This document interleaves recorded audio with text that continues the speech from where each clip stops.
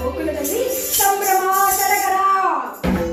ನಂದ ಗೋಪನಿಗೆ ಗಂಡು ಮಗುವಾಯಿತು ಅಂತ ಹೇಳಿ ಆನಂದವಾಗಿರುವಂತೆ ಊರಿಗೆಲ್ಲ ಹಬ್ಬದ ವಾತಾವರಣ ಎಲ್ಲವನ್ನು ಹೊಂದಿದ್ದಾರಂತೆ.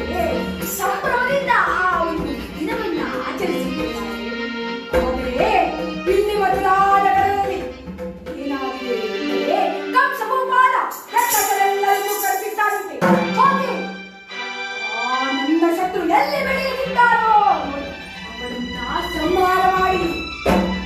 ಆಗ ಅಲ್ಲೊಬ್ಬ ಕೂತನಿ ಎಂಬ ರಾಕ್ಷಸಿ ಹೇಳ್ತಾಳೆ, ಒಡೆಯ ನಾನು ಈಗಲೇ ಹೋಗಿ ಹಾಲು ಮಾರುವವಳಂತೆ ಹೋಗಿ ಈಗ ತಾನೇ ಜನಿಸಿರುವ ಯಾವ ಶಿಶು ಇದೆಯೋ ಅದನ್ನೆಲ್ಲ ಸಂಹಾರ ಮಾಡಿಬಿಡುತ್ತೇನೆ. ನೇರವಾಗಿ ಬಂದಿದ್ದೇನೆ. ನೇರವಾಗಿ ಆ ಪೂತನ ರಾಕ್ಷಸಿ ಬರುತ್ತಿದ್ದಾಳೆ. ಹಾಲು ಮಾರುವವಳಂತ ಬರ್ತಿದ್ದಾಳಂತೆ. ಅಮ್ಮ ಹಾಲು ಕೊಳ್ಳಿ ಅಂತ ಹೇಳಿ ಬರ್ತಿದ್ದಾಳೆ. ಆಗ ತಾನೇ ಜನಿಸತಕ್ಕಂತ ಶಿಶುಗಳನ್ನೆಲ್ಲ ಹಾಲುಣಿಸುವ ನೆಪದಲ್ಲಿ ಸಂಹಾರ ಮಾಡುತ್ತಾ ಬಿಡುತ್ತಿದ್ದಾಳೆ. ಮನೆ ಮನೆಯಲ್ಲಿ ಜನಿಸತಕ್ಕಂತ ಹಸು ಕೂಸುಗಳನ್ನ ಕೊಲ್ಲುತ್ತಾ ಬಿಡುತ್ತಿದ್ದಾಳೆ. ಕ್ಷೀರವನ್ನ ಉಣಿಸುವ ನೆಪದಲ್ಲಿ ವಿಷವನ್ನು ಉಣಿಸುತ್ತಾ ಬಿಡುತ್ತಿದ್ದಾಳೆ. ಕೃಷ್ಣ ನೋಡ್ದ, ಬಾಬಾ ನಿನಗೆ ಮಾಡ್ತೀನಿ ಅಂತ ಹೇಳಿ ಆ ಕೃಷ್ಣನ ಮನೆಗೆ ನಂದ ಗೋಪನ ಮನೆಗೆ ಬಂದಿದ್ದಾಳೆ. ಅಲ್ಲಿರ್ತಕ್ಕಂಥ ಯಶೋದೆ ಈ ಹಾಲು ಮಾರುವವಳ ಕೈಯಲ್ಲಿ ತನ್ನ ಮಗುವನ್ನಿಟ್ಟು ಒಲೆ ಮೇಲಿಟ್ಟಿರುವ ಹಾಲನ್ನು ನೋಡ್ತೇನೆ ಅಂತ ನೇರವಾಗಿ ಒಳಗೆ ಬಂದರೆ ಪೂತನಿ ಎಂಬ ರಾಕ್ಷಸಿ ಹಾಲುಣಿಸುವ ನೆಪದಲ್ಲಿ ಹಾಲುಣಿಸುತ್ತಿದ್ದರೆ ಚಕ್ರದೊಡೆಯ ಕೃಷ್ಣ ಈಕೆಯ ದೇಹದಲ್ಲಿರುವ ವಿಷವನ್ನೆಲ್ಲವನ್ನೂ ಹೀರಿದ್ದಾಳೆ. ವಿಷವನ್ನು ಹೀರಿದರೆ ಆಕೆ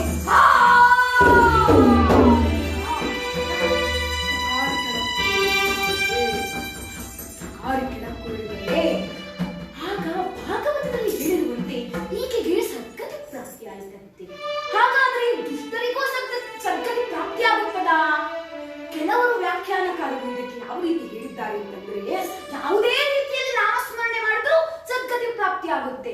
ಈಗ ಅಯ್ಯೋ ಏನ್ ನಾರಾಯಣ ಅಪ್ಪ ಅವ್ನು ಸರಿ ಇಲ್ಲ ಅಂತ ಹೇಳ್ತಾನೆ ನಾರಾಯಣ ಅಂದ್ರೆ ಅಲ್ಲಿಯೂ ಸದ್ಗತಿ ಪ್ರಾಪ್ತಿಯಾಗುತ್ತಾ ಎಂಬತಕ್ಕಂತ ಸಂಶಯಕ್ಕೆ ವಾದಿರಾಜಯತಿಗಳು ಆ ಸಂಶಯವನ್ನ ಪರಿಹಾರ ಮಾಡ್ತಾ ಇರ್ತಾರೆ. ಇದೊಂಥರ ಡ್ಯುಯಲ್ ಸಿಮ್ ಕಾರ್ಡ್. ಅಂದ್ರೆ ಆಕೆಯ ದೇಹದಲ್ಲಿ ರಾಕ್ಷಸತ್ವ ಜೊತೆಗೆ ಶಾಪಗ್ರಸ್ತಳಾಗಿರ್ತಕ್ಕಂತಹ ದೇವತೆ ಎರಡೂ ಸ್ವಭಾವಗಳು ಇತ್ತು. ಆದ್ದರಿಂದ ಆ ದೇವತೆ ಒಳ್ಳೆಯ ಸ್ವಭಾವದವಳು ಸದ್ಗತಿಯನ್ನ ಹೊಂದಿದ್ದಾಳಂತೆ. ಆದ್ರೆ ಈ ದುಷ್ಟ ರಾಕ್ಷಸಿ ದುರ್ಗತಿಯನ್ನ ಹೊಂದಿದ್ದಾಳೆ. ಈ ರೀತಿ ಆ ಪೂತನ ಸಂಹಾರವಾಗಿದ್ದರೆ ತದನಂತರದಲ್ಲಿ ಶಕಟಾಸುರ ಎಂಬ ರಾಕ್ಷಸ ಬಂದಿಯ ರೂಪದಲ್ಲಿ ಬಂದು ಆ ಮಗುವಿನ ಮೇಲೆ ಹರಿದು ಆ ಮಗುವನ್ನ ಸಂಹಾರ ಮಾಡಿಬಿಡುತ್ತೇನೆ ಅಂತ ಬಂದಿದ್ದಾನೆ. ಆದರೆ ಈ ಮಹಾನ್ ಭಾವನಾಗಿರ್ತಕ್ಕಂಥ ಭಗವಂತ ತನ್ನ ಎಡಗಾಲಿನಿಂದೊದ್ದರೆ ಆ ಬಂದಿ ಪುಡಿ ಪುಡಿ ಪುಡಿ ಪುಡಿಯಾಗಿ ಶಕಟಾಸುರ ಸಂಹಾರವಾಗಿದೆ. ತದನಂತರದಲ್ಲಿ ಬಂದಿದ್ದಾನಂತೆ ದೃಢಾವಟ್ಟ ಎಂಬ ರಾಕ್ಷಸ.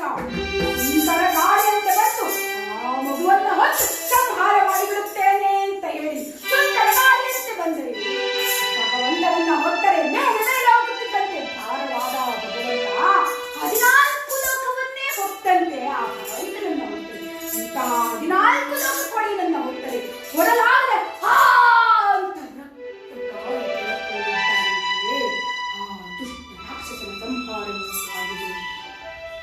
ತದನಂತರದಲ್ಲಿ ಆ ಮಗುವಿಗೆ ನಾಮಕರಣ ಶಾಸ್ತ್ರವನ್ನು ಮಾಡಲು ಹೊರಟಿದ್ದಾರಂತೆ. ಆದರೆ ಈ ಭಗವಂತ ನಾಮಕರಣ ಶಾಸ್ತ್ರವನ್ನ ತನಗೆ ತಾನೇ ಮಾಡ್ಕೊಂಡ್ಬಿಟ್ಟಿದ್ದ. ನಾವು ಅಷ್ಟೋತ್ತರವನ್ನ ಹೇಳಬೇಕಾದ್ರೆ ಮೊದಲು ಹೇಳೋದೇನು? ಕೃಷ್ಣನ ಅಷ್ಟೋತ್ತರದಲ್ಲಿ ಪೂತನ ಸಂಹಾರಕಾಯ ನಮಃ, ಶಕಟಾಸುರ ಪಂಚಕಾಯ ನಮಃ, ತೃಣೈಕರ್ತ ತೃಣಾವರ್ತಾಯ ನಮಃ ಅಂತ ಹೇಳಿ ವಿಶ್ವಂಭರಾಯ ನಮಃ. ಆ ತಾಯಿಗೆ ತನ್ನ ಪುಟ್ಟ ಬಾಯಲ್ಲಿ ಜಗವನ್ನೇ ತೋರ್ತಾನೆ.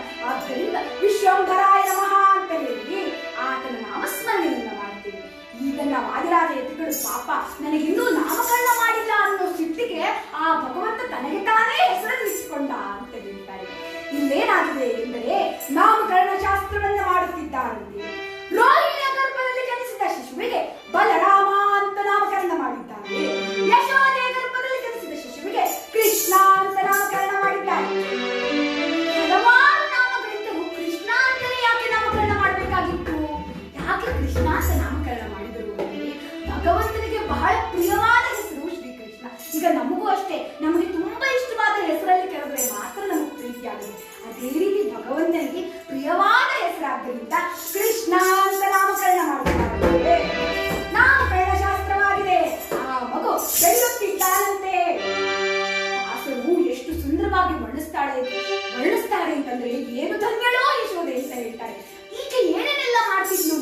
ಮಗುವಿಗೆ ಗಂಗಾಜನಕಿಗೆ ಗಡಿಗೆ ನೀರೆರೆವಳಂತೆ. ನೋಡ್ರಿ, ಈತ ಗಂಗಾಜನಕ, ಗಂಗೆನೇ ಈತನ ಪಾದದಲ್ಲಿ ಉದ್ಭವವಾಗಿದೆ. ಅಂತ ಗಂಗಾಜನಕನಿಗೆ ಈ ಯಶೋದೆ ಗಡಿಗೆಯಲ್ಲಿ ನೀರೆರಿತಾಳಂತೆ. ಗಂಗಾಜನಕಿಗೆ ಗಡಿಗೆ ನೀರೆರೆವಳಂತೆ. ಆ ಭೂಮಂಡಲ ಕೊಡೆಯನ್ನ ಶೃಂಗರಿಪಳಂತೆ ಅಂತ ಹೇಳ್ತಾರೆ. ಭೂಮಂಡಲಕ್ಕೆ ಒಡೆಯ ಈತ ಆತನಿಗೆ ಶೃಂಗಾರವನ್ನ ಮಾಡ್ತಾಳೆ ಈ ಮಹಾನ್ ಭಾವಳಾಗಿರ್ತಕ್ಕಂತಹ ಯಶೋದೆ. ಹಾಗಿರುವಾಗ ಏನು ಧನ್ಯನೋ ಯಶೋದೆ ಅಂತ ದಾಸರು ನಾವು ಇದು ವರ್ಣಿಸಿದ್ದಾರೆ. ಅಂತಹ ಧನ್ಯ ಯಶೋದೆ ಒಮ್ಮೆ ಹೀಗೆ ಆ ಮಗುವಿಗೆ ಸ್ತನ್ಯಪಾನವನ್ನ ಮಾಡಿಸ್ತಾ ಇದ್ದಂತೆ. ಸ್ತನ್ಯಪಾನವನ್ನ ಮಾಡಿಸುತ್ತಿರಬೇಕಾದರೆ ಒಲೆ ಮೇಲಿಟ್ಟಿರುವ ಹಾಳು ನೆನಪಾಗಿ ಕೃಷ್ಣನನ್ನ ಅಲ್ಲೇ ಬಿಟ್ಟು ಪಟ್ಟನೆ ಓಡಿದ್ರು. ಕೃಷ್ಣ ನೋಡ್ತಾ, ಕ್ಷೀರಸಾಗರಕ್ಕೆ ಹೋದ ನಾನು, ನನ್ನನ್ನೇ ಕೆಳಗಿಟ್ಬಿಟ್ಟು ಹೋಗ್ತೀಯ ನೀನು ಅಂತ ಹೇಳಿ ಈಕೆ ಹೋಗೋ ಅಷ್ಟರಲ್ಲಿ ಹಾಲು ಉಕ್ಕಿ ಹರಿದು ಹೋಯ್ತು. ಅಷ್ಟು ಸಾಲದು ಅಂತ ಹೇಳಿ ಅಲ್ಲಿದ್ದಂತಹ ಮಡಿಕೆ ಗಡಿಗೆ ಎಲ್ಲವನ್ನು ಹೊಡೆದಾಕ್ಬಿಟ್ಟ. ಅದು ಇಲ್ಲ ಇದು ಇಲ್ಲ ಅಂತ ಹೇಳಿ ಮಾಡ್ಬಿಟ್ಟ. ಈಕೆಗೆ ಬಹಳ ಸಿಟ್ಟು ಬಂತು. ಹಾಲು ಹೋಯ್ತು, ಬೆಣ್ಣೆ ಹೋಯ್ತು, ಮೊಸರು ಹೋಯ್ತು. ಅಟ್ಟಿಸ್ಕೊಂಡು ಬಂದ್ಲಂತೆ ಶ್ರೀಕೃಷ್ಣನನ್ನ. ಅದು ಏನು, ಇಷ್ಟು ದೊಡ್ಡ ಕಡ್ಡಿ, ಆ ಚಿಕ್ಕ ಮಗುವನ್ನ ಎದುರಿಸ್ಲಿಕ್ಕೆ ಇಷ್ಟು ಉದ್ದ ಕಡ್ಡಿ ಹಿಡ್ಕೊಂಡ್ ಬರ್ತಾಳಂತೆ. ಯಾರ ನಾಮಸ್ಮರಣೆಯನ್ನ ಮಾಡಿದ್ರೆ ಯಮಧರ್ಮನೇ ಓಡ್ ಹೋಗ್ತಾನೋ ಅಂತವನನ್ನ ಎದುರಿಸ್ಲಿಕ್ಕೆ ಯಶೋದೆ ಇಷ್ಟುದ್ದ ಕಡ್ಡಿ ಹಿಡ್ಕೊಂಡು ಬರ್ತಾಳಂತೆ. ಆಗಿರ್ಬೇಕಾದ್ರೆ ಏನು ಪುಣ್ಯ ಮಾಡಿರ್ಬೇಕು ಯಶೋದೆ ಅಂತ ಅದರಾದ್ರೆ ಇದನ್ನ ಹೇಳೋದು. ಆ ಯಮಧರ್ಮನೇ ಓಡಿಸ್ತಕ್ಕಂತ ಶಕ್ತಿ ಇರುವ ಆ ಕೃಷ್ಣನ ನಾಮಸ್ಮರಣೆಗಷ್ಟು ಶಕ್ತಿ ಇದೆ. ಅಂತದ್ರಲ್ಲಿ ಕೃಷ್ಣನ್ನೇ ಓಡಿಸ್ತಾಳೆ ಕೃಷ್ಣನನ್ನ ಅಟ್ಟಿಸ್ಕೊಂಡು ಬಂದಳಂತೆ. ಇಲ್ಲಿ ಮತ್ತೊಂದು ವಿಷಯವನ್ನ ವಾದಿರಾಜರು ಹೇಳ್ತಾರೆ. ಏನ್ ಹೇಳ್ತಾರೆ ಅಂತಂದ್ರೆ, ಕೃಷ್ಣನಿಗೆ ಜಗದೊಡೆಯನಿಗೆ ಸ್ತನ್ಯಪಾನವನ್ನು ಮಾಡಿಸುವ ಪುಣ್ಯ ಇದೆ ಅಂತಂದ್ರೆ ಏನಿರಬಹುದು ಆಕೆಯ ಪುಣ್ಯ? ಇದನ್ನ ಭಾಗವತದಲ್ಲಿ ಯಾವ ರೀತಿ ಹೇಳ್ತಾರೆ ಅಂತಂದ್ರೆ, ಈಕೆ ಬೆಣ್ಣೆ ಕಡಿತಾ ಇದ್ಲಂತೆ. ಬೆಣ್ಣೆ ಕಡಿತಾ ಇರ್ಬೇಕಾದ್ರೆ ದೇವರ ನಾಮಸ್ಮರಣೆಯನ್ನ ಮಾಡುವಾಗ, ಅಂದ್ರೆ ಈಗ ಈಕೆಯೇ ಪದವನ್ನ ಕಟ್ಟಿ ಹಾಡ್ತಿದ್ಲಂತೆ ಬೆಣ್ಣೆ ಕಡಿಬೇಕಾದ್ರೆ. ಆ ಬೆಣ್ಣೆ ಕಡಿತಾ ಕಡಿತಾ ಕಡಿತಾ ಕಣ್ಣಲ್ಲಿ ಆನಂದ ಬಾಷ್ಪ ಬರ್ತಿತ್ತಂತೆ. ಜೊತೆಗೆ ತಲೆ ಅಲ್ಲಾಡಿಸ್ತಾ ಹಾಡು ಹಾಡ್ತಿರ್ಬೇಕಾದ್ರೆ ಮುಡಿಯಲ್ಲಿದ್ದಂತಹ ಹೂವು ಕೆಳಗೆ ಬಿತ್ತಂತೆ. ಆದ್ರೆ ಅದನ್ನ ಆಕೆ ಎತ್ಕೊಳ್ಳಿಲ್ಲ. ಇದಿಷ್ಟನ್ನ ಭಾಗವತದಲ್ಲಿ ವರ್ಣಿಸಿದರೆ ವಾದಿರಾಜರು ಇದನ್ನ ಯಾವ ರೀತಿ ಹೇಳ್ತಾರೆ ಅಂತಂದ್ರೆ, ಈ ಮೂರು ಜ್ಞಾನ, ಭಕ್ತಿ, ವೈರಾಗ್ಯ, ಈ ಮೂರು ಈಕೆಯಲ್ಲಿ ಇತ್ತು ಅಂತ ಹೇಳ್ತಾರೆ. ಯಾವುದು ಜ್ಞಾನ ಎಂದರೆ ಭಗವಂತನ ಜ್ಞಾನ ಇದ್ದಿದ್ದಕ್ಕೆ ಈಕೆ ಹಾಡನ್ನ ಹಾಡ್ತಿದ್ಲು. ಭಗವಂತನ ಜ್ಞಾನ ಇದ್ದಿದ್ದರಿಂದ ಈಕೆಯೇ ಪದವನ್ನು ಕಟ್ಟಿ ಹಾಡ್ತಿದ್ಲು. ಇನ್ನು ಭಕ್ತಿ ಯಾವುದು ಅಂತಂದ್ರೆ, ಆ ಭಗವಂತನ ನಾಮಸ್ಮರಣೆ ಮಾಡ್ಬೇಕಾದ್ರೆ ಕಣ್ಣಲ್ಲಿ ಬಾಷ್ಪ ಬರ್ತಿತ್ತಲ್ಲ, ಕಂಬನಿ ಬರ್ತಿತ್ತಲ್ಲ, ಅದೇ ಭಕ್ತಿ ಅಂತ ಹೇಳ್ತಾರೆ. ಕೆಳಗೆ ಬಿದ್ದ ಹೂವು ಅದನ್ನ ಎತ್ಕೊಳ್ಳಿಲ್ವಲ್ಲ, ಅದೇ ವೈರಾಗ್ಯ ಅಂತ ಹೇಳ್ತಾರೆ. ನಮ್ಗೆ ಈಗಿನ ಕಾಲದಲ್ಲೋ ಯಾವುದ್ರ ಮೇಲೂ ವೈರಾಗ್ಯ ಇರೋದಿಲ್ಲ. ಇದು ನಂದು, ಅದು ನಂದು, ಇದು ನಂದು ಅಂತ ಎಲ್ಲ ಭೋಗ ವಿಷಯಗಳಲ್ಲೆಲ್ಲ ಆಸಕ್ತಿಯನ್ನ ಹೊಂದಿದ್ದೇವೆ. ಆದ್ರೆ ಈಕೆ ಜ್ಞಾನ, ಭಕ್ತಿ, ವೈರಾಗ್ಯವನ್ನ ಹೊಂದಿದ್ಲು. ಅದಕ್ಕೆ ಭಗವಂತನಿಗೆ ಸ್ತನ್ಯಪಾನವನ್ನ ಮಾಡಿಸಕ್ಕಂತ ಒಂದು ಅವಕಾಶ ಇದೆ. ಇಲ್ಲಿ ಈಕೆ ಹತ್ತಿಸ್ಕೊಂಡು ಹೊರಟಿದ್ದಾಳಂತೆ. ಅಲ್ಲೂ ಆಕೆ ಒಂದು ಪುಣ್ಯ ಮಾಡಿದ್ಲಂತೆ. ಏನು ಪುಣ್ಯ? ಭಗವಂತನನ್ನೇ ಹಟ್ಟಿಸ್ಕೊಂಡು ಹೋಗುವ ಪುಣ್ಯ ಏನು ಅಂತಂದ್ರೆ, ಹಟ್ಟಿಸ್ಕೊಂಡು ಹೋಗ್ತಾ ಈತ ಕೈಗೆ ಸಿಕ್ಕಿದ್ನಂತೆ. ಯಾಕೆ ಕೈಗೆ ಸಿಕ್ಕದ ಅಂತಂದ್ರೆ, ಆ ಭಗವಂತನ ಹಿಂದೆ ಹೋಗಿದ್ದರಿಂದ ಆ ಕೃಷ್ಣ ಯಾತ್ರೆಯನ್ನ ಮಾಡಿದಂತಹ ಪುಣ್ಯವನ್ನ ಕೊಟ್ಟಂತೆ.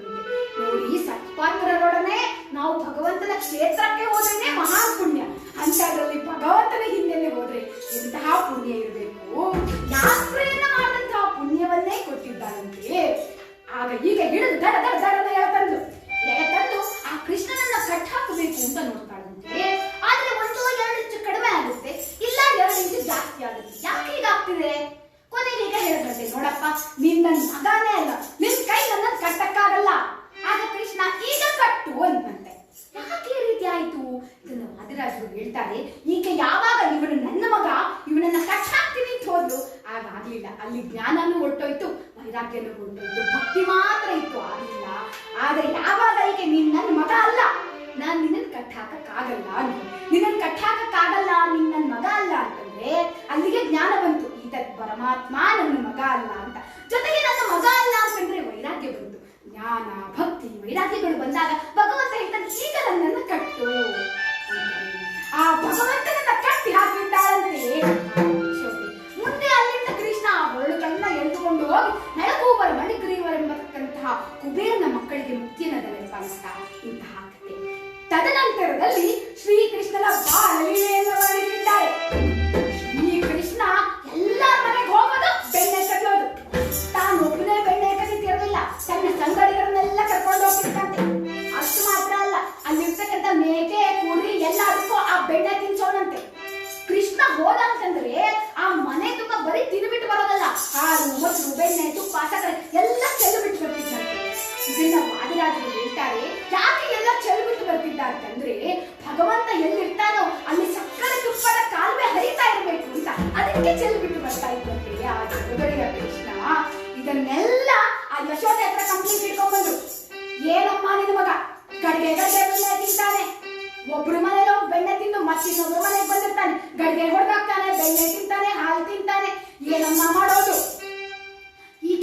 ನೋಡಿ ಅಮ್ಮ, ಒಂದ್ ಕೆಲಸ ಮಾಡಿ, ನೀವೇ ಅವ್ನಿಗೆ ಬೈಬಿಡಿ.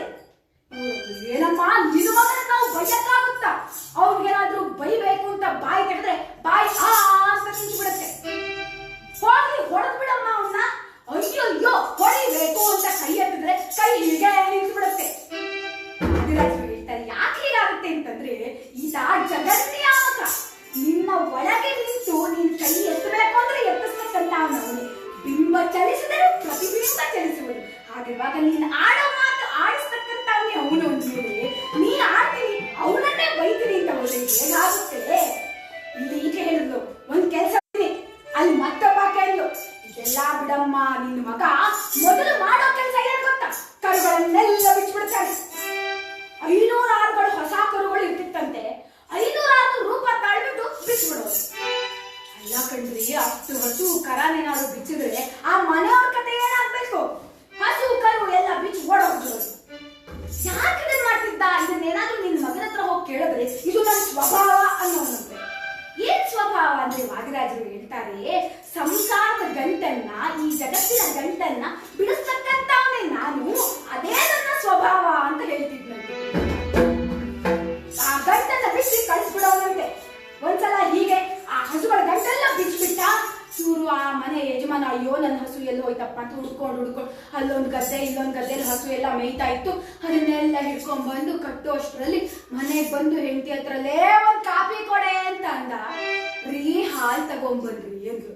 ಸರಿ ಆಯ್ತು, ಹಾಲ್ ತಗೋಣ ಅಂತ ಹೇಳಿ ಪಾತ್ರೆ ಹಿಡ್ಕೊಂಡು ಈತ ಹಾಲ್ ಕರಿಯಕ್ಕೆ ಅಂತ ಹೋದ. ಪಾಪ ಇವ್ರು ಹಸು ಕರು ಎಲ್ಲ ಬಿಟ್ಬಿಟ್ಟಿದ್ನಲ್ಲ, ಕರು ಎಲ್ಲ ಹಾಲು ಕುಡಿದು ಹಾಲೇ ಇರಲಿಲ್ಲ. ಜಾಸ್ತಿ ಹೊಡಿತು ಆ ಹಸು. ನೇರವಾಗಿ ಬಂದು ಅಡುಗೆ ಮನೆಯಲ್ಲಿ ಬಿದ್ದ. ಮೂತಿ ಇಷ್ಟು ದಪ್ಪ ಆಗೋಯ್ತು. ಹೀಗೆ ಬಂದು ನೋಡ್ಬಿಟ್ಟು, ಅಯ್ಯೋ ನನ್ನ ಗಂಡನಿಗೆ ಪ್ರಾಣದ ಆವೇಶ ಬಂದ್ಬಿಟ್ಟು ಅಂತ ಅಲ್ಲ ತಾರ ಇಟ್ಕೊಂಡು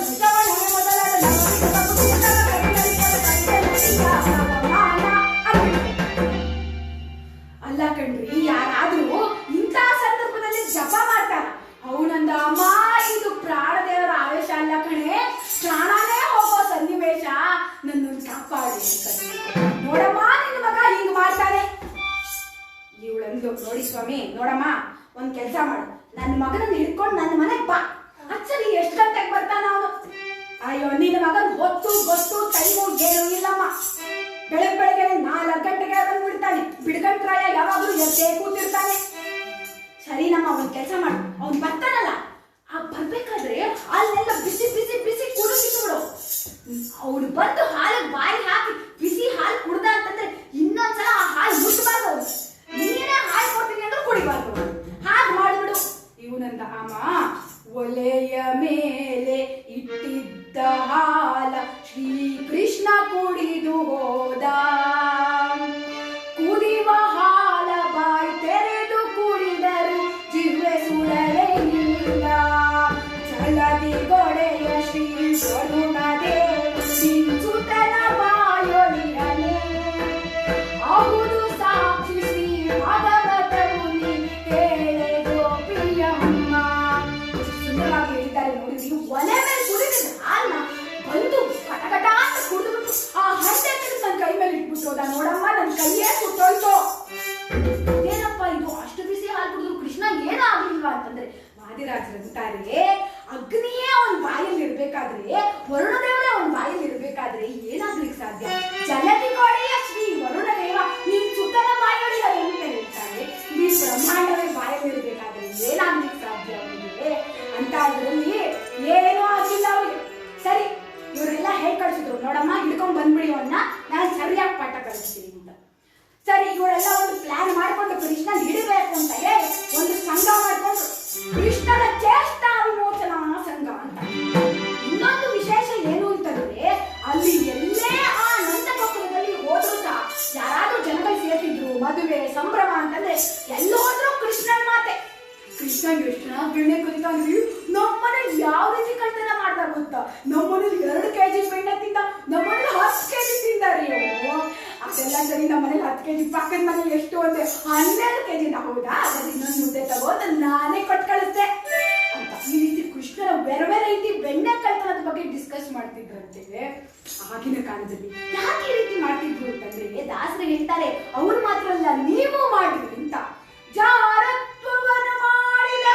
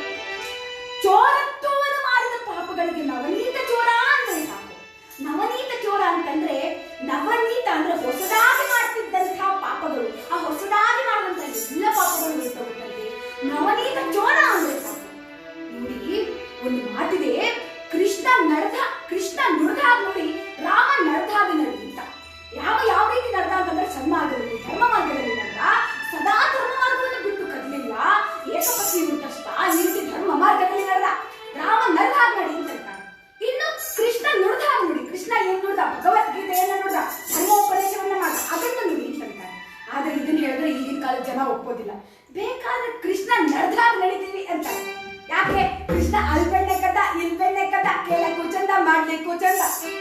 ದಾಸರಂತಾರೆ ಅದನ್ನು ಮಾಡಪ್ಪ ನೀನು ಆ ಕೆಲಸಗಳನ್ನೇ ಮಾಡು. ಆದ್ರೆ ಮೊದಲು ಕೃಷ್ಣ ಏನ್ ಮಾಡ್ದ? ಪೂಜೆಗೆ ವಿಷ ಕೊಟ್ಟ. ವಿಷ ಕುಡಿ, ಬದುಕಿದ್ರೆ ಮುಂದಿನ ಕಾರ್ಯ ಮಾಡು. ಅಂತಹ ಆ ಜಗದೊಳಗೆ ಕೃಷ್ಣ ಇನ್ನೊಂದು ವಿಚಾರ ಏನು ಅಂದ್ರೆ, ಕೃಷ್ಣ ಕಳ್ಳತನ ಮಾಡಿದ ಅಂತ ಅಂದ್ರೆ ಅದರ ಅರ್ಥವನ್ನ ತಿಳಿದುಕೊಳ್ಳದೆ ಹೇಳಿದ್ರೆ ಮಹಾನ್ ಅಪರಾಧ. ಕಳ್ಳತನ ಮಾಡೋದು ನಾವು ಯಾವಾಗ? ನಮ್ಮ ಹತ್ರ ಒಂದು ವಸ್ತು ಇಲ್ಲದೆ ಇದ್ದಾಗ, ಮತ್ತೆ ಬೇರೆಯವರ ವಸ್ತುವನ್ನು ನಾವು ಕಳ್ಳತನ ಮಾಡೋದು. ಆದ್ರೆ ಇಡೀ ಜಗತ್ತೇ ಅವನು, ಅವ್ರ ವಸ್ತು ಅವನು ಎತ್ಕೊಂಡ್ರೆ ಅದು ಕಳ್ಳತನ ಹೇಳಿ ಆಯ್ತು? ಇಲ್ಲಿ ಇವರೆಲ್ಲ ಸೇರಿ ಕೃಷ್ಣನ ಚೇಷ್ಟಾ ವಿಮೋಚನಾ ಸಂಘವನ್ನ ಕಟ್ಟಿದ್ದಾರೆ. ಸಂಘದವರೆಲ್ಲ ಸೇರಿ ದುಡ್ಡು ಹಾಕ್ಬಿಟ್ಟು ಒಂದು ಗಂಟೆ ತಗೊಂಡು ಬಂದ್ರು. ಗಂಟೆ ತಂದು ಯಶೋಧೆಂದ್ರು, ನೋಡಮ್ಮ ನಾವು ನಮ್ದು ಒಂದು ಸಂಘ ಕಟ್ಟಿದ್ವಿ, ಆ ಸಂಘದಿಂದ ನಿನ್ನ ಮಗನಿಗೆ ಈ ಗಂಟೆ ಗಿಫ್ಟ್ ಮಾಡ್ತಿದೀವಿ. ಅವರು ಯೋಚನೆ ಏನಿತ್ತು ಅಂತಂದ್ರೆ, ಕೃಷ್ಣ ಗಂಟೆ ಹಾಕೊಂಡು ತಿರುಗಾಡ್ತಿದ್ರೆ ಅವನ್ಗೆಲ್ಲ ಹೋಗ್ತಾನ ಅಲ್ಲಿ ಪಟ್ ಅಂತ ಹಿಡಿದು ಬಿಡ್ಬೋದು, ಆ ಗಂಟೆ ಸದ್ದಿಂದ ಹಿಡಿದು ಬಿಡ್ಬೋದು ಅಂತ ಯೋಜನೆಯನ್ನ ಮಾಡಿ ತಂದು ಕೊಟ್ರಂತೆ. ಇವ್ರು ಯಶೋಧೆಂದ್ರು, ಇದನ್ನ ಯಾಕೆ ನಾನ್ ತಗೋಬೇಕು? ಈ ಕೃಷ್ಣ ಪಕ್ಕದಲ್ಲಿ ಬಂದ, ಅಮ್ಮ ಏನೋ ಕೊಡ್ತಿದ್ದಾರೆ, ಇಸ್ಕೋ. ಸರಿ ಇಸ್ಕೊಂಡ್ಲು. ನೋಡಿ ಮುಂದಿನ ಸಲ ನಿಮ್ ಸಂಘದಿಂದ ನನ್ ಗಂಗೆ ಒಂದು ಕಿರೀಟ, ಒಂದು ಆಭರಣ ಮಾಡಿಸ್ಬಿಡಿ ಅಂತ. ಅವರಂದ್ರು ಮಾಡಿಸ್ತೀವಿ, ಸದ್ಯಕ್ಕೆ ಈ ಗಂಟೆ ಹಾಕೋ. ಸರಿ ಕೃಷ್ಣ ಗಂಟೆ ಹಾಕೊಂಡ. ಅವನ್ ಹೋದಲ್ಲೆಲ್ಲ ಗಂಟೆ ಸದ್ದು ಮಾಡ್ತಾ ಇತ್ತು. ಈ ಕೃಷ್ಣ ಹುಷ್ ಅಂದ, ಆ ಗಂಟೆ ನಲ್ಲಾಡಂಗಿಲ್ಲ. ಯಾಕೆ ಅಂತಂದ್ರೆ ಸಕಲ ಚರಾಚರ ವಸ್ತುಗಳನ್ನ ನಿಯಮನೆ ಮಾಡ್ತಕ್ಕಂಥವ್ರೆ ಅವನು. ಅಂತಾದ್ರಲ್ಲಿ ಆ ಗಂಟೆ ಏನ್ ಮಾಡ್ಲಿಕ್ಕೆ ಸಾಧ್ಯ? ಆ ಗಂಟೆಯನ್ನ ಹಾಕೊಂಡು ಎಲ್ಲವನ್ನು ಆ ಕಳ್ಳತನ ಮತ್ತೆ ಮಾಡ್ಲಿಕ್ಕೆ ಶುರು ಮಾಡ್ದ. ಅಲ್ಲೊಬ್ಬಕ್ಕೆ ಮನೆಗೆ ಬಂದ. ಇನ್ನೇನು ಬೆಣ್ಣೆ ಕಡೆಗೆ ಕೈ ಹಾಕಬೇಕು, ಬಾಯಿಗೆ ಹಾಕೋತಾನೆ ಗಂಟೆ ಸದ್ದು ಮಾಡ್ಬಿಡ್ತು. ಯಾಕೆ ಸದ್ದು ಮಾಡ್ತು ಅಂತಂದ್ರೆ, ಆ ಗಂಟೆ ಹೇಳ್ತಂತೆ, ನೋಡು ನೈವೇದ್ಯ ಕಾಲಕ್ಕೆ ಹೊಡ್ಕೊಳ್ಳೋದೇ ನನ್ನ ಅಭ್ಯಾಸ. ನೈವೇದ್ಯ ಆಗ್ತಿದೆ ಅಂದ್ರೆ ಗಂಟೆ ಹೊಡ್ಕೊಳ್ಳೇಬೇಕು ಅಂತ. ಈ ಕೃಷ್ಣ ಏನಾದ್ರೂ ಮಾಡ್ಕೊಂಡು ಸುಮ್ಮನಾದ. ಆ ಮನೆ ಯಾಕೆ ಗಂಟೆ ಸದ್ದು ಮಾಡ್ತಿದ್ದಾಗ ಸಿಕ್ಕಿದ ಅಂತ ಹಿಡ್ಕೊಂಡು ನೇರವಾಗಿ ಒಂದ್ ಚೀಲದಲ್ಲಿ ಹಾಕೊಂಡು ಅಲ್ಲೇ ಒಂದು ಕೋಣೆಲ್ ಕೂಡ ಹಾಕಿ ನೇರವಾಗಿ ಯಶೋದೆ ಮನೆಗೆ ಬಂದ್ಲು. ಯಶೋದೆ ಮನೆಗೆ ಬಂದು ಬಾಗಿಲು ತಟ್ಟಾಳೆ. ಕೃಷ್ಣನೇ ಬಾಗಿಲು ತೆಗೀತಿದ್ದಾನೆ. ಏನಪ್ಪ?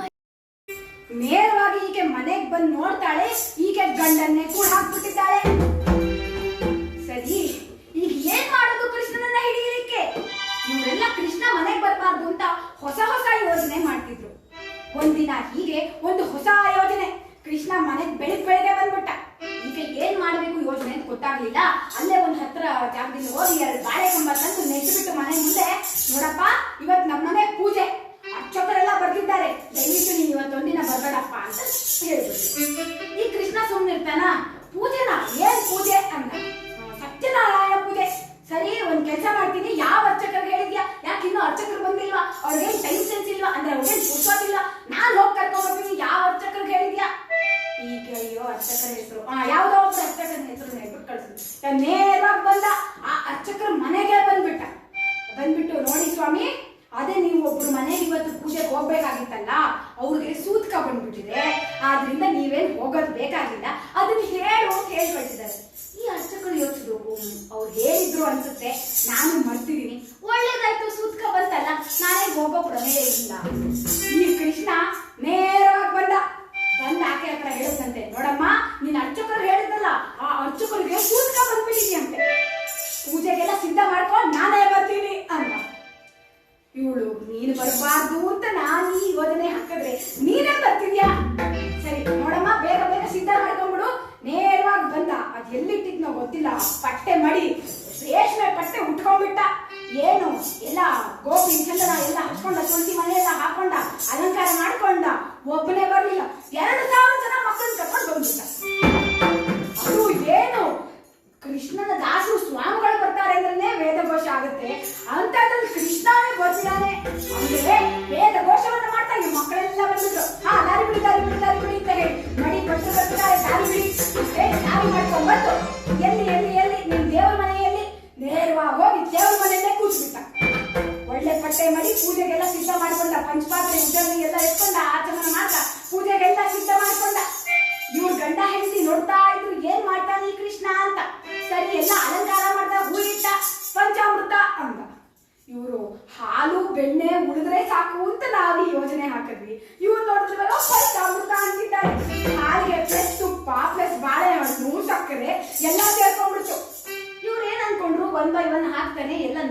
ಪಂಚಾಮೃತ ಮಾಡ್ತಾನೆ ಅಂತ ನೋಡ್ತಿದ್ರೆ ಎಲ್ಲ ಕಂಡಿಟ್ರು. ಈ ಕೃಷ್ಣ ಏನ್ ಮಾಡ್ದ, ಪಂಚಾಮೃತ ಯಾವ ರೀತಿ ಮಾಡ್ದ ಅಂತಂದ್ರೆ ನೇರವಾಗಿ ಹಿಂಗಂದ್ರೆ ಐದಾರು ಕೈಗಳು ಬಂದ್ಬಿಡ್ತಾರೆ. 6 ಕೈಗಳು ಬಂದು ಒಂದು ಕೈನಲ್ಲಿ ಹಾಲು, ಇನ್ನೊಂದು ಕೈನಲ್ಲಿ ಬೆಣ್ಣೆ, ಇನ್ನೊಂದು ಕೈನಲ್ಲಿ ಮೊಸರು, ಇನ್ನೊಂದು ಕೈನಲ್ಲಿ ಗಂಟೆ, ತಾನೇ ಗಂಟೆ ಬಿಡ್ತಾ ಇದ್ದಾನೆ, ಮತ್ತೊಂದು ಕೈನಲ್ಲಿ ತಾನೇ ಪ್ರೋಕ್ಷಣೆ ಮಾಡ್ತಿದ್ದಾನಂತೆ. ಇದೆಲ್ಲವನ್ನು ಸಹ ವಾದಿರಾಜರು ಸಂಗ್ರಹಿಸಿ ಒಂದು ಶ್ಲೋಕದಲ್ಲಿ ಹೇಳ್ತಾರೆ. ಪ್ರಗೃಹ್ಯ ಗಂಟಾಮ ಪರೇಣ ಪಾತ್ರಂ ಕರೇಣ ಚಾನ್ಯೇನ ಪಯಪ್ಪಿಬಂತಂ ನಿಶಮ್ಯತ್ರಾಣಿ ಚ ತರ್ಪಯಂತಂ ಸಸ್ಮಿತಾವಾಪಿ ಬಭೂವ ತೂಷ್ಣೀಂ ಅಂತ ಹೇಳ್ತಾರಂತೆ. ಒಂದು ಕೈನಲ್ಲಿ ಘಂಟಾನಾದವನ್ನು ಮಾಡ್ತಾ ಪಂಚಾಮೃತವನ್ನ ನೈವೇದ್ಯ ಮಾಡ್ತಿದ್ದಾನಂತೆ. ಯಾವ ರೀತಿ ನೈವೇದ್ಯ ಮಾಡ್ತಿದ್ದಾನೆ ಅಂತಂದ್ರೆ ಪ್ರೋಕ್ಷಣೆ ಮಾಡೋದು, ಮಿಕ್ಕಿದ್ದನ್ನೆಲ್ಲ ತಾನೇ ಕುಡಿಯೋದು ಅಂತ. ನೋಡಿ, ಆ ಭಗವಂತನಿಗೆ ನಾವು ಭಕ್ತಿಯಿಂದ ಪತ್ರ, ಪುಷ್ಪ, ಫಲ, ತೋಯ ಏನಿಟ್ಟರೂ ಆಗುತ್ತೆ. ಪ್ರೋಕ್ಷಣೆ ಮಾಡಿ ಸಮರ್ಪಣೆ ಮಾಡಿಬಿಟ್ರೆ ಆ ದೇವರು ನನಗೆ ತೃಪ್ತಿ ಆಯ್ತು ಸಾಕಪ್ಪ ಅಂತಾನಂತೆ. ಆ ರೀತಿ ನಮ್ಮ ಪರಮಾತ್ಮ ಇಲ್ಲಿ ಕೃಷ್ಣ ಇರೋವರ ಪಂಚಾಮೃತನೆಲ್ಲ ತಾನೇ ಕುಡಿದು ಬಿಟ್ಟ. ಯಾಕೆ ಈ ರೀತಿ ಆಯ್ತು ಅಂತಂದ್ರೆ ದೇವ್ರು ಹೇಳ್ತಾನೆ ನೋಡಿ, ದೇವರಿಗೆ ಪಂಚಾಮೃತ ಅಭಿಷೇಕವನ್ನ ಮಾಡಿದ್ರೆ ಅದು ದೇವರಿಗೇನೆ, ಅದೇ ರಾಯರಿಗೆ ಮಾಡಿ ರಾಯರು ನಮಗ್ ಬೇಡಪ್ಪ ನೀವೇ ಇಟ್ಕೊಳ್ಳಿ ಅಂತ ನಮ್ಗೆ ಕೊಡ್ತಾರೆ. ಇಲ್ಲಿ ಕೃಷ್ಣ ಪಂಚಾಮೃತ ಮಾಡಿದ್ರೆ ಎಲ್ಲ ನನಗೆ ಅಂತ ತಾನೇ ಕುಡ್ಕೊಂಡ, ನಾನೇ ದೇವರು ಅಂತ ಹೇಳಿ. ಮತ್ತೆ ಈಗ ಶುದ್ಧಾಭಿಷೇಕ ಅಂತ ಹೇಳಿ ಅಲ್ಲೇ ನೀರಿಟ್ಕೊಂಡಿದ್ದ ಮಡಿ ನೀರು ಅಭಿಷೇಕ ಮಾಡಿ ಅದನ್ನ ಸಾಲಿಗ್ರಾಮಕ್ಕೆ ಹಾಕದ. ಅಲ್ಲಿರೋರು ಹೇಳಿದ್ರು, ಏನಪ್ಪಾ ಪಂಚಾಮೃತ ನೀನ್ ಕುಡ್ದೆ, ಇದನ್ನು ನೀನೇ ಕೊಡಿ. ಆ ಗೀತ ಹೇಳ್ತಾನಂತೆ, ಇಲ್ಲ ನಿಮಗ್ ತೀರ್ಥ ಕೊಡಕ್ ಬೇಕಲ್ಲ, ಅದಕ್ಕೆ ತಯಾರು ಮಾಡ್ಕೊಂಡೆ ಅಂತಂತೆ. ಶುದ್ಧವಾಗಿ ನೈವೇದ್ಯ ಆಯಿತು, ಅಭಿಷೇಕ ಆಯಿತು, ಪೂಜೆ ಆಯಿತು. ಇನ್ನೇನು ಪೂಜೆ ಆಗಬೇಕು, ನೈವೇದ್ಯ ಅಂದ. ಆ ಮನೆ ಯಜಮಾನ ಅಂದ, ನೋಡು ನೀನ್ ಮಾಡಿದ ಕೆಲಸ, ಈ ರೀತಿ ಸುಳ್ಳು ಹೇಳೋದ್ರ ಬದಲು ಇರೋ ವಿಷಯನ ನಿಜ ಒಪ್ಕೊಂಡ್ಬಿಡೋಣ. ಆ ಕೃಷ್ಣನ ಹತ್ರ ಹೋಗಿ, ನೋಡಪ್ಪ ನಮ್ಮನೇಲಿ ಇವತ್ತು ಯಾವ ಪೂಜೆನೂ ಇಲ್ಲ, ಯಾವ ಅರ್ಚಕರಿಗೂ ಹೇಳಿಲ್ಲ, ಯಾರೂ ಬರೋದಿಲ್ಲ, ದಯವಿಟ್ಟು ನಮ್ಮನ್ನ ಬಿಟ್ಬಿಡು ಅಂತ ಕೇಳ್ಕೊಳ್ಳೋಣ. ನೋಡಿ, ಈ ದೇವರ ಹತ್ರ ಕಪಟ ನಾಟಕ ಎಲ್ಲ ಇರಬಾರ್ದು. ಏನಿದೆಯೋ ಅದನ್ನ ಪ್ರಾಮಾಣಿಕವಾಗಿ ಒಪ್ಕೊಂಡ್ಬಿಡ್ಬೇಕು. ಆ ಭಗವಂತ ಆಗ ನಮ್ಮನ್ನ ಅನುಗ್ರಹ ಮಾಡ್ತಾನೆ. ಇವ್ರು ಬಂದು ಹೇಳಿದ್ರು, ಕೃಷ್ಣ ನೋಡಪ್ಪ ನಮ್ಮನೇಲಿ ಇವತ್ತು ಏನು ಪೂಜೆನೂ ಇಲ್ಲ, ನೀವು ಬೇರೆ 2,000 ಜನ ಬಂದ್ಬಿಟ್ಟಿದ್ದೀರಾ, ಒಬ್ಬೊಬ್ರು ನೋಡಿದ್ರೆ ಒಂದೊಂದು ಸೇರಿ ಅಕ್ಕಿ ಹೊಡೆಯೋದು ಕಾಣ್ತಿದ್ದೀರಾ, ದಯವಿಟ್ಟು ನಮ್ಮ ಮನೇಲಿ ಏನೂ ಪೂಜೆ ಇಲ್ಲ, ನಮ್ಮನ್ನು ಬಿಟ್ಬಿಡಪ್ಪ ಅಂದಾಗ ಕೃಷ್ಣ ಹೇಳಿದಂತೆ, ನೋಡಪ್ಪ ನಮ್ದು ಈ ಥರ ಅರ್ಧಂಬರ್ಧ ಮಾಡೋ ಕೆಲಸ ಇಲ್ಲವೇ ಇಲ್ಲ, ಅರ್ಧಂಬರ್ಧ ಪೂಜೆ ಇಲ್ಲವೇ ಇಲ್ಲ, ನೀವೇ ನೈವೇದ್ಯ ತರೋದು. ಅಲ್ಲಿ ನೋಡಿ ಅಂದರೆ ಬಂಗಾರದ ಪಾತ್ರೆಯಲ್ಲಿ ಆ ದೇವಿ ಸಾಕ್ಷಾತ್ ಲಕ್ಷ್ಮೀ ದೇವಿಯೇ ಬಂಗಾರದ ಪಾತ್ರೆಯಲ್ಲಿ ಬಂಗಾರದ ಹರಿವಾಣದಲ್ಲಿ ನೈವೇದ್ಯವನ್ನು ತಂದಿದ್ದಾಳಂತೆ. ನೈವೇದ್ಯವಾಗಿದೆ, ಪೂಜೆ ಆಗಿದೆ. 2,000 ಜನಗಳಿಗೆ, ಆ ಮಕ್ಕಳೆಲ್ಲ ಎಲೆ ಹಾಕಿಬಿಟ್ರು. 2,000 ಜನಗಳಿಗೆ ಪುಷ್ಕಳವಾದ ಭೋಜನ ತೃಪ್ತಿಯಾಯಿತು. ಕೃಷ್ಣಾರ್ಪಣ ಅನ್ನೋ ಅಂದ ಆ ಮನೆ ಯಜಮಾನ, ಕೃಷ್ಣಾರ್ಪಣ ಅಂದ. ಎಲ್ಲರಿಗೂ ಪುಷ್ಕಳವಾದ ಭೋಜನ. ಹೇಗಿತ್ತು ಪೂಜೆ ಅಂದ. ದಿನ ಬಂದು ನೀನೇ ಮಾಡ್ಕೊಂಡು ಹೋಗಪ್ಪ ಅಂದ ಆ ಮನೆ ಯಜಮಾನ.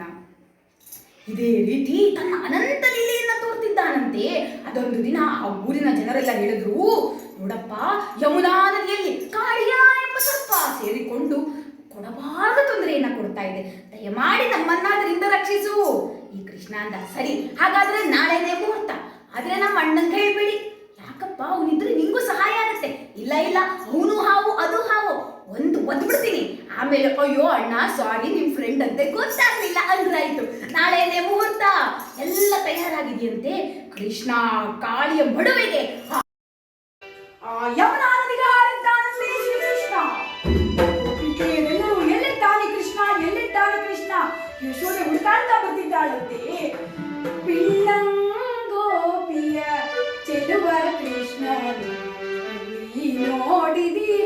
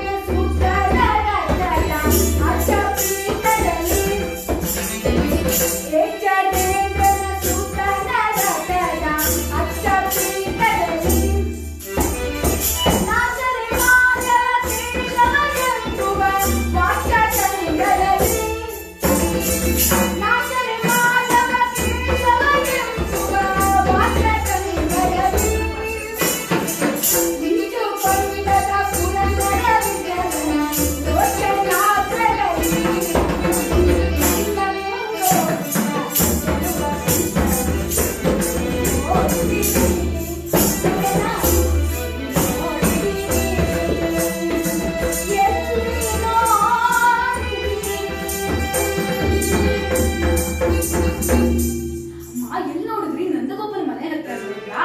ಅಲ್ಲಿ ಬೃಂದವೃಂದ ಜೊತೆ ಆಟ ಆಡ್ತಿದ್ದ, ಗೋಪಪಾಲಕರ ಜೊತೆ ಇದ್ದ, ಎಲ್ಲಿದ್ದ ಪಿಳ್ಳಂಕೋವಿಯ ಕೃಷ್ಣನ ಎಲ್ಲಿ ನೋಡಿದ್ರಿ ಅಂತ ಹುಡುಕಾಡ್ತಾ ಎಲ್ಲರೂ ಬಂದು ಆ ಯಮುನಾ ನದಿ ಹತ್ರ ಬಂದಿದ್ದಾರೆ. ಕೃಷ್ಣ ಯಮುನಾ ನದಿಗೆ ಹಾರ, ಕೃಷ್ಣಾರ್ಪಣ ಆಗ್ಬಿಟ್ಟ ಅಂತ ಅನ್ಕೊಂಡು ಏನ್ ಮಾಡೋದೀಗ ಅಂತ ಎಲ್ಲರೂ ಗಾಬರಿಯಲ್ಲಿದ್ದಾರೆ.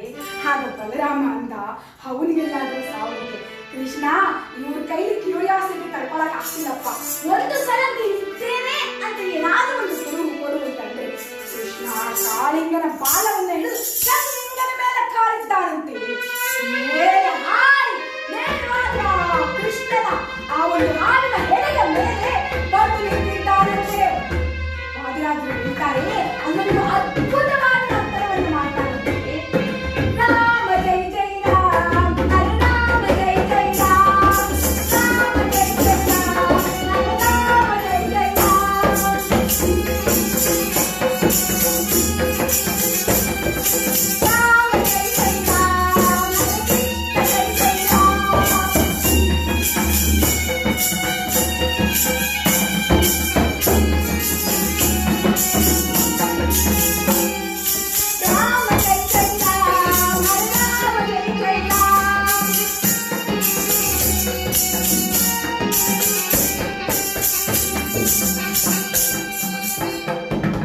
ಅದ್ಭುತವಾದ ನರ್ತನವನ್ನು ಮಾಡಿದ್ದಾನಂತೆ.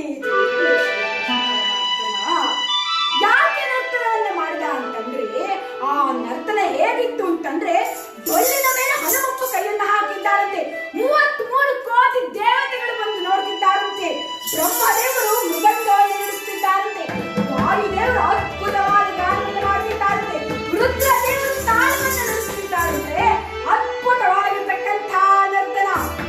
ಆದರೆ ಪಾಪ ಸ್ಟೇಜ್ ಸತ್ತು ಹೋಗ್ತಿದೆ ಅಂತ ನರ್ತನವನ್ನು ಮಾಡ್ತಿದ್ದಾರಂತೆ. ನಾಗ ಸಂಗೀತರೆಲ್ಲ ಬಂದು ಬೇಡ್ತಿದ್ದಾರೆ. ಈ ದೇವತೆಗಳೆಲ್ಲ ಒನ್ಸ್ ಮೋರ್ ಅಂತಿದ್ರೆ, ನಾಗ ಸಂಗೀತರೆಲ್ಲ ದಯವಿಟ್ಟು ಬೇಡ, ಇನ್ನೊಂದು ಸಲ ಕೃಷ್ಣ ತುಳಿದ್ರೆ ನಮ್ಮ ಗಂಡ ನೋವಾಗ್ಬಿಡ್ತಾರೆ, ಆದ್ರಿಂದ ದಯವಿಟ್ಟು ಬೇಡ ಅಂತ ಅಂದಾಗ ಕೃಷ್ಣನ ಎಲ್ಲರೂ ಬಂದು ಬೇಡಿದಾಗ ಕೃಷ್ಣ ಹೇಳ್ತಾರಂತೆ, ಇನ್ನು ಮುಂದೆ ನೀನಿಲ್ಲಿಂದ ನೇರವಾಗಿ ಹೊರಡು, ನನ್ನ ಪಾದ ನಿನ್ನ ಮೇಲೆ ಆ ಪಾದದ ಅಷ್ಟೇ ಇರುವುದರಿಂದ ಗರುಡನಿಗೆ ಯಾವುದೇ ತೊಂದರೆಯನ್ನು ಮಾಡುವುದಿಲ್ಲ, ಹೋಗು ಎಂದು ಆಜ್ಞೆ ನೀಡುತ್ತಿದ್ದಾನೆ. ಅಲ್ಲಿಂದ ಕಾಳಿಂಗ ಹೊರಟನಂತೆ. ಅಲ್ಲಿ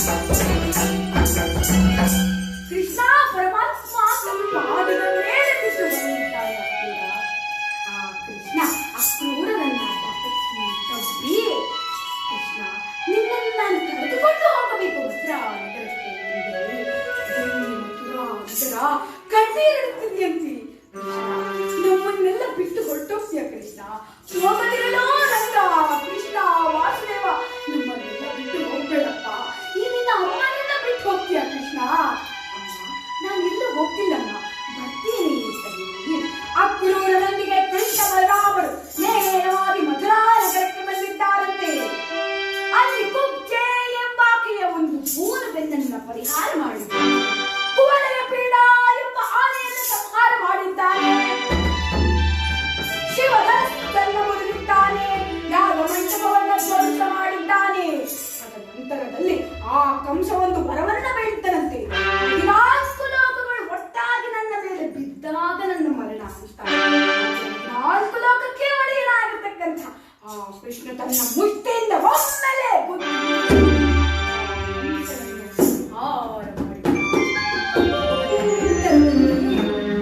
ಕೃಷ್ಣ ಅತ್ತಿತ್ತ ನೋಡಿದರೆ ಎಲ್ಲೋ ಒಂದು ಕಡೆ ಕೃಷ್ಣ ಕೃಷ್ಣ ಕೃಷ್ಣ ಎಂದು ಕೇಳಿಸ್ತಿದೆಯಂತೆ.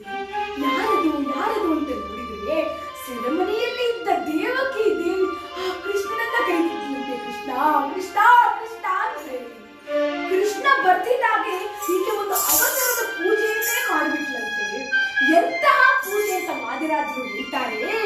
ಹೀಗೆ ತನ್ನ ಎರಡೂ ಕಣ್ಗಳಿಂದ ನೀರನ್ನ ಸುರಿಸ್ತಿದ್ಲಲ್ಲ, ಕಂಬನಿಯನ್ನ ಸುರಿಸ್ತಿದ್ಲಲ್ಲ, ಅದೇ ಅಭಿಷೇಕ ಅಂತ ಹೇಳ್ತಾರೆ. ಹೀಗೆ ತನ್ನ ಎರಡೂ ಆ ಒಂದು ಕೃಷ್ಣನನ್ನ ನೋಡಿದಾಗ ಈಕೆಯ ಸ್ತನದಲ್ಲಿ ಹಾಲು ಉಕ್ಕಿ ಬಂತಂತೆ. ಅದೇ ನೈವೇದ್ಯ ಅಂತ ಹೇಳ್ತಾರೆ. ಕೃಷ್ಣನನ್ನ ತರಡೆ ಎರಡೂ ಕಣ್ಗಳಿಂದ ನೋಡ್ತಿದ್ದಾಳಂತೆ. ಆ ಕೃಷ್ಣನನ್ನ ಬಾಚಿ ಆಲಿಂಗನ ಮಾಡಿಕೊಂಡಂತೆ. ಹೀಗೆ ಆ ತೋಳಿನ ಮೇಲೆ ಕೈಯಲ್ಲಿಟ್ಲಲ್ಲ, ಅದೇ ಆ ಕೃಷ್ಣನಿಗೆ ಹಾರ ಅಂತ ಹೇಳ್ತಾರೆ. ಹೂವಿನ ಅಲಂಕಾರ ಅಂತ ಹೇಳ್ತಾರೆ. ಮಂಗಳಾರತಿ ಅಂತಂದ್ರೆ ದೀಪದ ಬೆಳಕಿನಲ್ಲಿ ಭಗವಂತನನ್ನ ನೋಡೋದು. ಹೀಗೆ ಆ ಕಣ್ಣಿನಿಂದ ಎಲ್ಲಿ ಒಂದು ಕ್ಷಣ ಕಣ್ಣು ಮುಚ್ಚಿದರೆ ಆ ಕೃಷ್ಣನ ವಿಗ್ರಹ ನನ್ನಿಂದ ಕಣ್ಮರೆಯಾಗೋಗುತ್ತೋ ಅಂತ ಹೇಳಿ ತನ್ನ ಕಣ್ಣಿನಿಂದ ಬಾಷ್ಪವನ್ನ ತುಂಬಿಕೊಂಡು ಆ ಕೃಷ್ಣನಿಗೆ ಕೈ ಮುಗಿದು ಆ ಕೃಷ್ಣನನ್ನೇ ಭಕ್ತಿಯಿಂದ ನೋಡಿದ್ದಾರಂತೆ. ಕೃಷ್ಣ ಅಂತ ಹೇಳಿ ತನ್ನ ತಂದೆ ತಾಯಿಗಳಿಗೆ ತನ್ನ ದರ್ಶನವನ್ನಿಟ್ಟು ತದನಂತರದಲ್ಲಿ ದ್ವಾರಕಾ ನಗರಿಗೆ ತೆರಳುತ್ತಾನೆ ಕೃಷ್ಣ. ಅಂತಹ ಶ್ರೀಕೃಷ್ಣ ಪರಮಾತ್ಮನ ಒಂದು ದಿವ್ಯ ಲೀಲೆಯನ್ನು ನಾವೆಲ್ಲರೂ ಸಹ ಇಂದು ತಿಳಿದಿದ್ದೇವೆ. ವಾದಿರಾಜರ ಒಂದು ಆರಾಧನಾ ಮಹೋತ್ಸವದಂದು ನಾವು ಕೇಳಿದ್ದೇವೆ ಎಂದರೆ ಈ ದಿನದಂದು ನಾನು ಮೊದಲೇ ಹೇಳಿದಂತೆ ಯಾರು ವಾದಿರಾಜ ವಾದಿರಾಜ ಅಂತ ಹೇಳಿ 2 ಬಾರಿ ಜಪಿಸಿದರೆ ಸಾಕು ನಮ್ಮ ಜನ್ಮ ಜನ್ಮಾಂತರದ ಪಾಪಗಳೆಲ್ಲವೂ ಕಳೆದು ಹೋಗುತ್ತೆ, ನಮ್ಮ ಪುನರ್ಜನ್ಮವೇ ನಿಂತು ಹೋಗುತ್ತೆ ಅಂತ ಹೇಳ್ತಾರೆ. ಹಾಗೆವಾಗ ಅಂತಹ ವಾದಿರಾಜರನ್ನ 2 ನಿಮಿಷಗಳ ಕಾಲ ಸ್ತುತಿಸುತ್ತಾ ನನಗೆ ಈ ಅವಕಾಶವನ್ನು ಕಲ್ಪಿಸಿಕೊಟ್ಟಿದ್ದಕ್ಕಾಗಿ ಕೃತಜ್ಞತೆಯನ್ನು ಅರ್ಪಿಸುತ್ತಾ ಮಂತ್ರಾಲಯದವರಿಗೆ ಕೃತಜ್ಞತೆಗಳನ್ನು ಅರ್ಪಿಸುತ್ತಾ ರಾಯರನ್ನ ಜಗದೊಡೆಯನನ್ನ ಸ್ಮರಿಸುತ್ತಾ ಈ ಕಥೆಗೆ ಮಂಗಳವನ್ನ ವಾದಿರಾಜ ವಾದಿರಾಜ ವಾದಿರಾಜ ಪಾಹಿ ಮಾಂ ವಾದಿರಾಜ ವಾದಿರಾಜ ವಾದಿರಾಜ ರಕ್ಷ ಮಾಂ.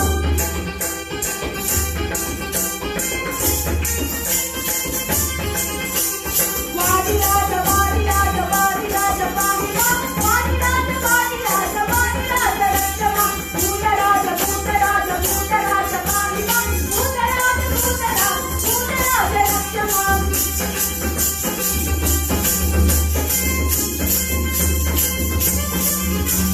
ರಾಘವೇಂದ್ರ ರಾಘವೇಂದ್ರ ರಾಘವೇಂದ್ರ ಪಾಹಿ ಮಾಂ ರಾಘವೇಂದ್ರ ರಾಘವೇಂದ್ರ ರಾಘವೇಂದ್ರ ರಕ್ಷ ಮಾಂ.